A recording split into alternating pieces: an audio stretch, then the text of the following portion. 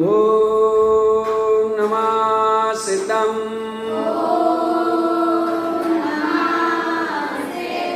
ओम नमः सिद्धम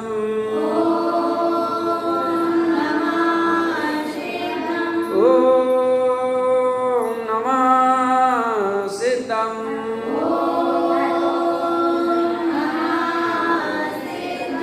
अज्ञानतिमिरान्धनानां ज्ञानाञ्जनशलाकया चक्षुरुन्मीलितं येन तस्मै श्रीगुरवे नमः।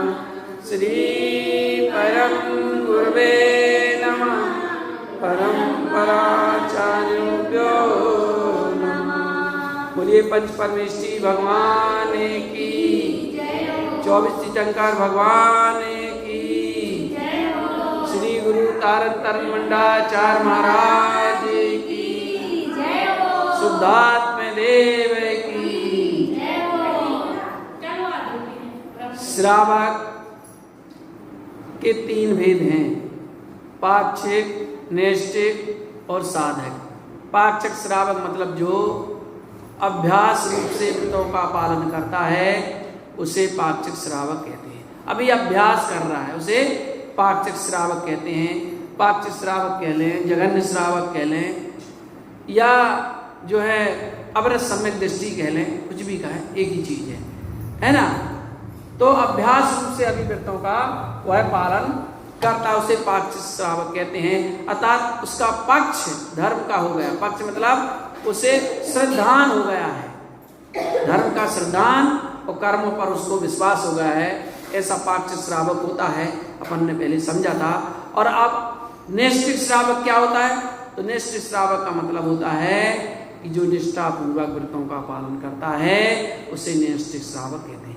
निष्ठा मतलब कि निष्ठा से अपन ये भी समझ लें कि संकल्प पूर्वक कि नहीं आज अब तो मैं ये व्रत लिया हूं या इसका संकल्प किया हूं तो इसको अब मैं बिल्कुल दृढ़ता पूर्वक इस व्रत का पालन करूं, इसमें किसी प्रकार से अतिचार नहीं लगने दूंगा, चाहे उसके लिए प्राण भी चले जाएं तो भी, है ना। ऐसी निष्ठा पूर्वक व्रतों का पालन करता है। जैसे वो उदाहरण आता ना कि नैष्ठिक श्रावक तो अभी बात दूर कि जो वो उसने कौवे का मांस छोड़ा था, है ना, और डॉक्टर ने बताया कि भाई और सब खाऊंगा, कौवे का मांस नहीं खाऊंगा, तो ऐसी बीमारी है कि भैया तुम्हें तो कौवे का मांस खाओ तो वो बीमारी ठीक हो जाएगी। तो बोले प्राण भी चले जाए तो मैं वो नहीं खाऊंगा, है ना, कौवे का मांस नहीं खाऊंगा। कितनी दृढ़ता, ऐसी दृढ़ता होना चाहिए।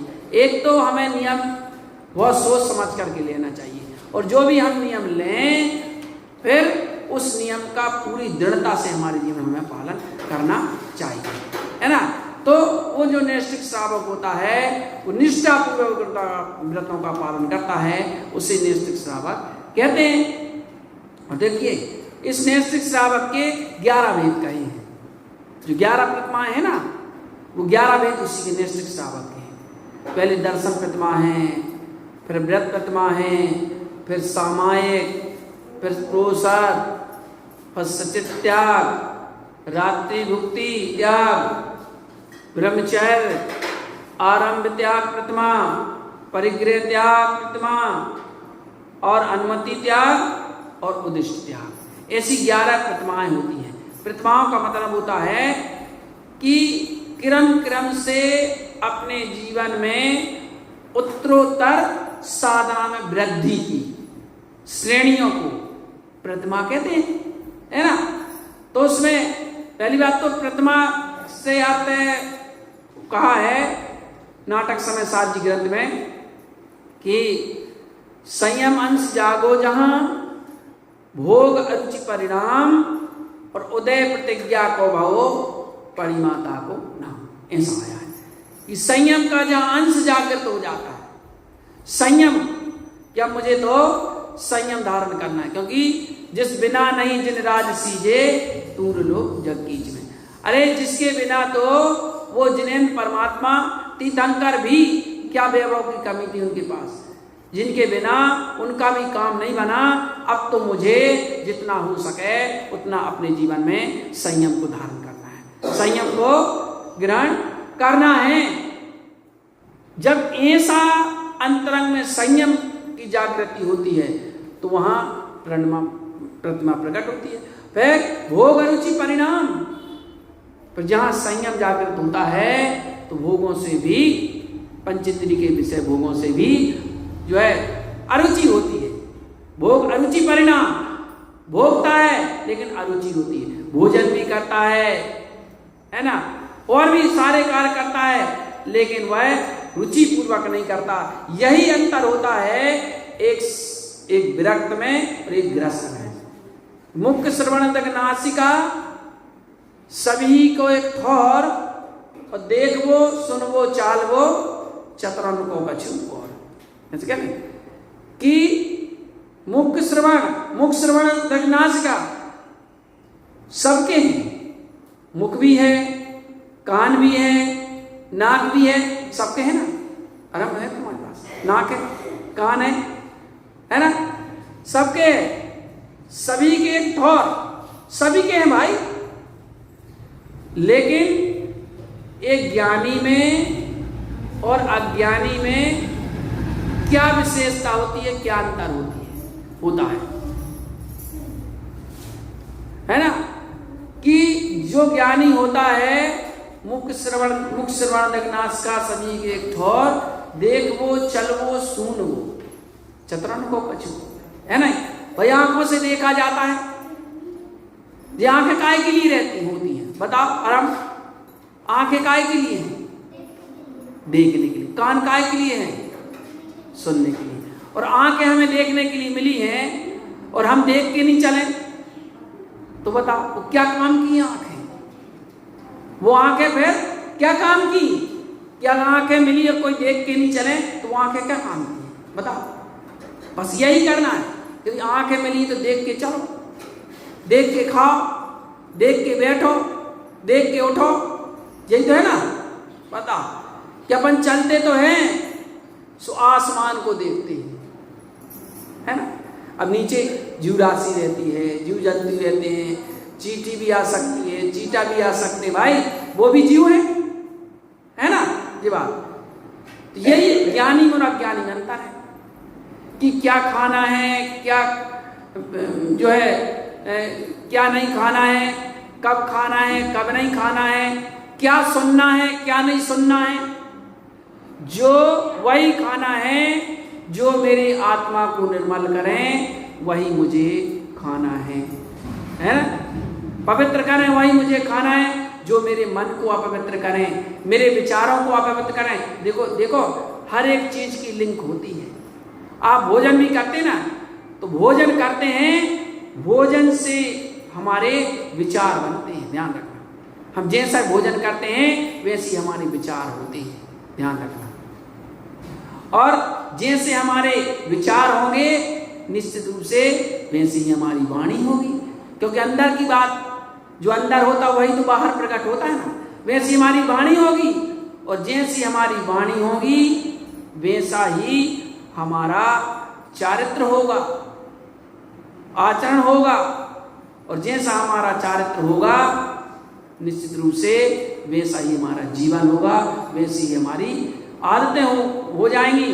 और आदतें फिर ऐसी होती हैं कि वो जीवन का अंग बन जाती हैं। इसलिए एक एक चीजों पर हमें बहुत ध्यान देना है ना। तो ज्ञानी की यही विशेषता होती है कि कुछ भी वो करता है ना, तो वह विवेक पूर्वक करता है, विचार पूर्वक करता है।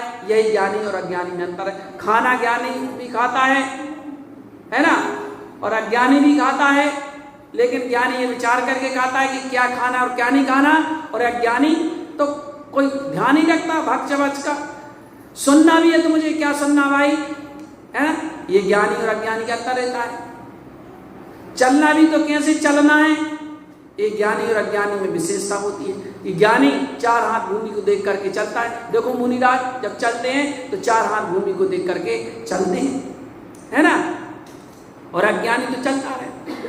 अब बताओ, अब वो ज्ञानी जो रहता है अगर देख करके चलते हैं उसके जीवन में प्रमाद नहीं है, तो अगर कदाचित पाप भी उसके जीवन में किसी प्रकार से हो जाए, मान लो पाप मतलब हिंसा भी हो जाए, तो जीव राशि तो है ये, तो भी उसको उस हिंसा का दोष नहीं लगता, क्योंकि चलने में तो स्वाभाविक बोल भी रहे तो हिंसा हो रही, चल भी रहे तो किसी लोक में तो जो है जीव ठसाठस भरे ना, तो हिंसा हो रही है।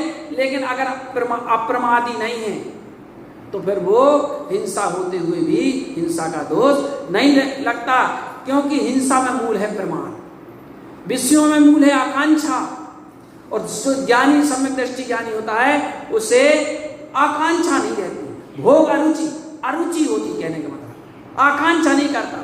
ठीक है, चारित्र्यमोनी कर्म का स्वभाव होने के कारण है जो है वह करना पड़ता है उसे, लेकिन उसे आकांक्षा नहीं रहती विषयों की, और प्रमादी नहीं रहता धर्म के कार्यों में, आत्मा के कार्यों में वह प्रमादी नहीं होता। ऐसा वह श्रावक होता है।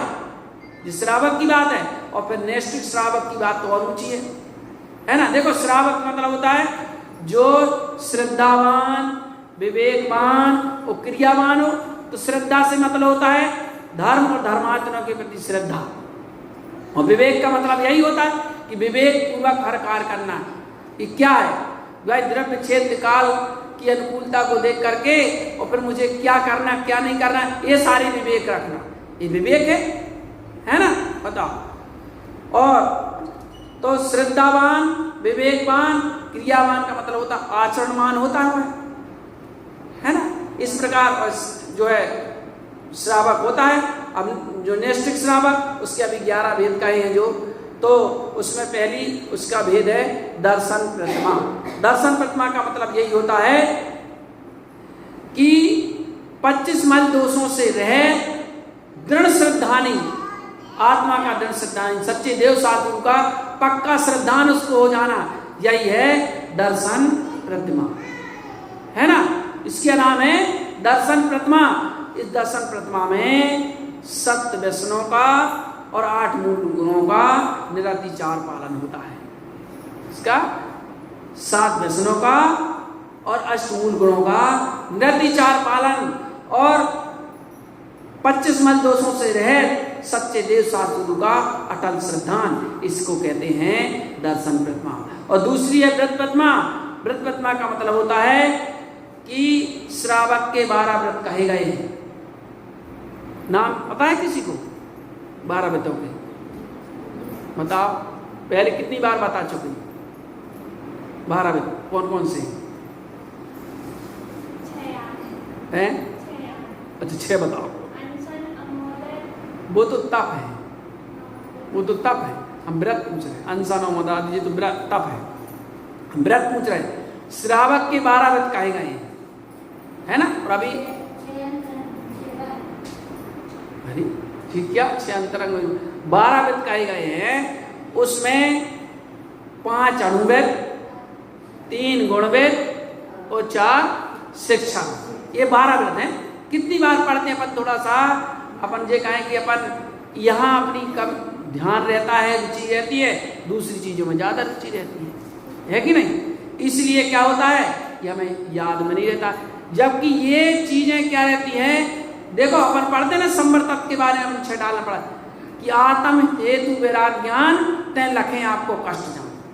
वैराग और तत्व ज्ञान आत्मा के लिए हितकारी है ना, तय लखें आपको। लेकिन इनको है क्या, हितकारी नहीं मानता। हितकारी मानता तो बताओ संसार की ऐसी कौन सी चीज है जो हमें याद नहीं रहती? वो कहते हमें याद नहीं रहती।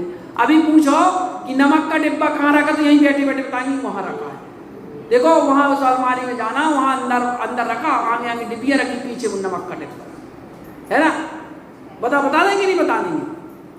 और यहाँ पूछ लो भैया ये सुनो वो ग्रंथ कहाँ रखा है, बताओ तो। अरे यार देखना पड़ेगा, कमल भले पढ़ रहे हो तो भी नहीं बता पाएंगे। क्यों? क्योंकि यहाँ रुचि कम है। यहाँ इसी से श्रद्धा की पहचान होती ना भाई, कि क्या हमारी कितनी रुचि है। क्योंकि हमें संसार में कोई वस्तु भी लेना हो तो देखो आप कितनी टटोलते हैं, कितना विचार करते हैं, कितना उसका ध्यान रहते हैं, क्योंकि वो हमें चाहिए है, वो हमें चाहिए है।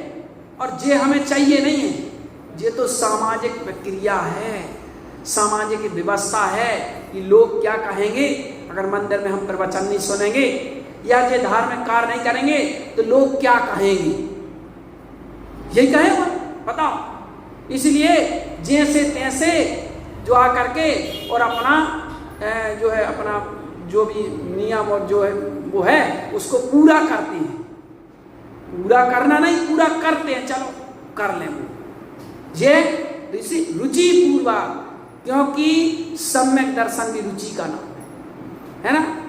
और 6 डाला कि तीसरी डालना कि सम्यक दर्शन के बारे में कि रुचि सम्यक तो भला है। सम्यक किसे कहते हैं कि बनते हैं भिन्न आप में रुचि, रुचि का होना सम्यक दर्शन है ना। बताओ रुचि नहीं है तो कैसे होगा सम्यक दर्शन, कैसे आत्मकल्याण का मार्ग बनेगा, कैसे जीवन में धर्म की व्याप्ति होगी, कैसे इस मनुष्य जीवन की सार्थकता होगी, नहीं होने वाली। इसलिए अपने जीवन में धर्म की रुचि उत्पन्न जरूर करें। जैसे संसार की रुचि है ना, ऐसी धर्म की रुचि भी हमारे जीवन में होना चाहिए, क्योंकि एकमात्र कल्याणकारी धर्म ही है, एकमात्र सहायी धर्म ही है, उससे ही कल्याण का मार्ग बन सकता है। और दुनिया में कोई सार नहीं है, ना कोई वस्तुएं सारभूत हैं, है ना, लेकिन हमें सारभूत लग रही हैं वस्तुएं, संसार अच्छा लग रहा है, ये हमारी अज्ञानता है, क्योंकि हमारे पूर्व के संस्कार हैं, धर्म के हमारे संस्कार नहीं हैं। इसलिए क्योंकि धर्म ही एकमात्र जीव को सहाय है, इसलिए हमें रुचि पूर्वक जितना भी हो सके, श्रावक का एक मतलब होता है कि जितना हो सके रुचि पूर्वक हमें धर्म का अनुसरण करना है, धर्म की आराधना करना है अपने जीवन में, तो मार्ग हमारा बनेगा। तो दूसरी प्रतिमा के अंतर्गत श्रावक के जो 12 व्रत कहे गए हैं, 5 अणुव्रत, 3 गुणव्रत और 4 शिक्षा व्रत, ये 12 श्रावक के कहे गए हैं। तो इनका पालन करना ये व्रत प्रतिमा होती है। अणुव्रत का मतलब होता है स्थूल रूप से पापों का त्याग, वो कहलाते हैं अणुव्रत। गुणव्रत का मतलब होता है जो अणुव्रतों में गुणात्मक रूप से वृद्धि करें, वो कहलाते हैं गुणव्रत। और जिससे मुनि धर्म की शिक्षा प्राप्त होती है वो कहलाते हैं शिक्षा व्रत, है ना। तो 5 अणुव्रत, 3 गुणव्रत और 4 शिक्षा व्रत। 5 अणुव्रत मतलब 5 पापों का उल्टा, है ना, अहिंसा, सत्य, आचौर और ब्रह्मचर्य और अपरिग्रह, ये 5 अणुव्रत। अब उसमें अणु लगा दो, ये तो व्रत है। अब उसमें अहिंसाणु, सत्याणु, आचौर्याणु, ब्रह्मचर्याणु, परिग्रह, प्रमाण, तो ये अणुव्रत हो जाते हैं, है ना। और अणु ना लगा, पूर्णता लगा हो तो वो महाव्रत है। महाव्रत का पालन करते हैं मुनि, अणुव्रत का पालन करते हैं श्रावक। और गुणव्रत 3 दिग्व्रत, देशव्रत, अनर्थदंडव्रत और शिक्षाव्रत, सामायिक, पुरुषोद्वास, भोग परिमाण और अतिथि संविवाह, ये 4 शिक्षा व्रत है। इस प्रकार इस श्रावक के 12 व्रत कहे गए। तो इन 12 व्रतों का जो है पालन करना इन दर्शन प्रतिमा, व्रत प्रतिमा के अंतर्गत आता है, उसको व्रत प्रतिमा कहते हैं। तो इस व्रत प्रतिमा के अंतर्गत इन 12 व्रतों का श्रावक पालन करता है अपने जीवन में, इसको ही व्रत प्रतिमा कहते हैं। ऐसे क्रम से और फिर 11 प्रतिमा है, फिर उसमें आगे सामायिक भी है। तो कोई कहे कि भाई ये शिक्षा व्रत में भी तो सामायिक है, तो फिर सामायिक क्या मतलब है। अब देखो वहां जो शिक्षा व्रत है दूसरी प्रतिमा के अंतर्गत, उसमें वो पालन करता है और उसमें अतिचार भी लग सकता है, क्योंकि अभी क्रम से आगे बढ़ेगा ना। लेकिन यहाँ अब सामायिक प्रतिमा है, तो सामायिक प्रतिमा मतलब वह दृढ़ता पूर्वक 3 टाइम की सामायिक करेगा, है ना। फिर उस समय समता में रहेगा, 3 टाइम की दृढ़ता पूर्वक समाय 48 मिनट की। अब उसमें भी नियम है कि कैसे करना चाहिए सामायिक, कि भाई पूर्व या उत्तर की ओर मुख करके खड़े हो जाना या बैठ जाओ, है। और 3 आवर्त सिरोनत करके, आवर्त जे कहलाते हैं और सिरोनत जे कहलाता है ना, करके पंच परमेष्ठी भगवान का स्मरण करके उनको नमस्कार करके, और चारों दिशाओं में कायोत्सर्ग 9 बार नमोकार मंत्र करना, और अष्टांग नमस्कार करके या पंचांग नमस्कार करके चारों दिशाओं में और पूर्व या उत्तर की मुख और मुख करके और समय के लिए बैठना। और वह भी स्थान की भी कही, ऐसे स्थान पर बैठना जहाँ किसी प्रकार का कोई विकल्प नहीं हो, ऐसे स्थान पर बैठना जहाँ किसी का ज्यादा आवागमन ना हो, वहाँ नहीं बैठ आवागमन वहाँ नहीं बैठना। ऐसा कोई उस उचित स्थान हो, या तो चैत्यालय हो सकता है, कोई बाग बगीचा हो सकता है, ऐसे निर्विकल्प स्थान, ज्यादा मच्छर या कीड़े आदि ना हो, ऐसे स्थान भी होना चाहिए। इन सारी चीजों को देख करके 3 टाइम वो समय करता 48-57 मिनट की है ना। 3 टाइम का मतलब होता है सुबह, दोपहर, शाम, मतलब मध्य में, मध्यकालीन कहते हैं। सुबह मतलब वैसे 3 बजे से समय का काल प्रारंभ हो जाता है, और अब उसमें सूर्य उगने के 2 घड़ी पहले से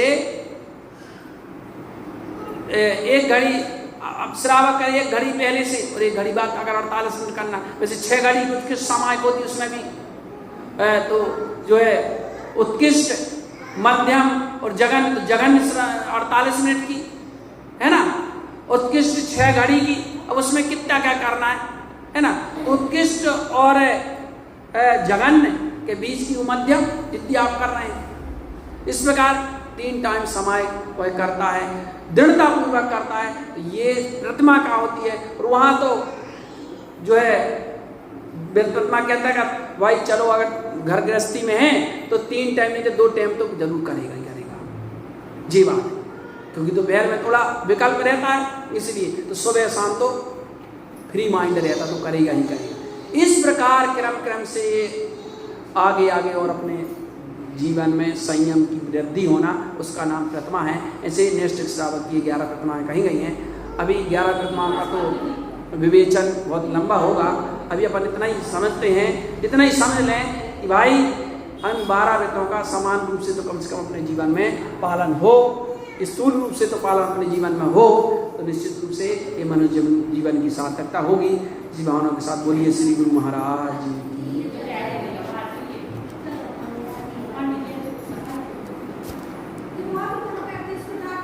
सभी हाथ जोड़ लें। ओम नमः सिद्धम,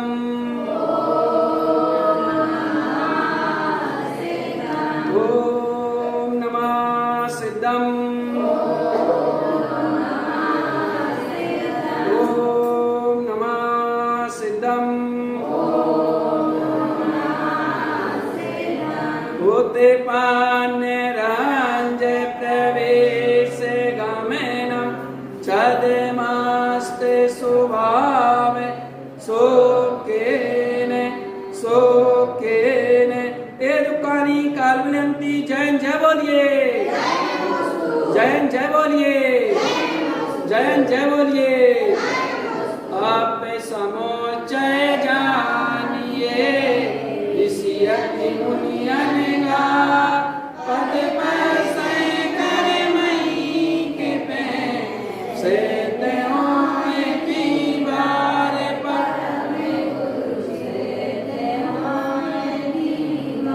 सिद्ध जान देवन के दाता, गुरु के उपदेश से अपने धर्म के निश्चय, अपनी धारणा के परिचय ये देख जो निश्चय 82,000 वर्ष 50 दुखों का उत्पाद चौथे काल के आदि में राजा के यहाँ महापंथ कर देव मोहम स्वयं मुक्ति कामना मुक्ति के विलास असंख्य बलि समाधर्म श्री जनेन्द्र के वचन।